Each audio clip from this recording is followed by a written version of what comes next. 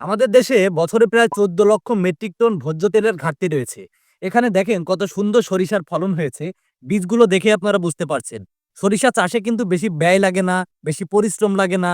অল্প মোটামুটি চাষ করলেই সেখানে বীজ বপন করলেই কিন্তু সেখান থেকে এমন গাছ জন্ম নেয়, সেই গাছ থেকে ভালো সরিষা পাওয়া যায়। অনেকে আবার জমি চাষও করে না। এই সরিষা চাষ আরো সহজ করতে আপনারা কিন্তু বিনা ১০ জাতের সরিষাটা চাষ করতে পারেন। একটা জাত হয় যার নাম বিনা ১০।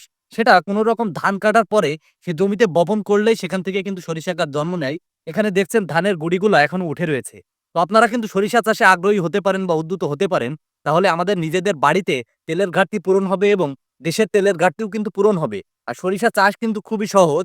বিনা ১০ এর মতো যেসব জাত আছে, সেই জাতের যে বীজগুলা, সেই বীজগুলা কোন রকম কিন্তু বপন করলেই সেখান থেকে গাছ জন্ম নেয়। এখানেও দেখেন এই জমিতে বেশি কিন্তু চাষ করা না, বেশি যত্ন নেওয়া না। কোন রকম শুধু একবার চাষ করে বীজগুলা বপন করা। সেখান থেকে মাশাআল্লাহ কত সুন্দর ফলন হয়েছে। ফুলগুলো দেখে বুঝতে পারছেন, ফলগুলো দেখে বুঝতে পারছেন। তো সরিষা চাষে অবশ্যই আমাদের আগ্রহী হতে হবে।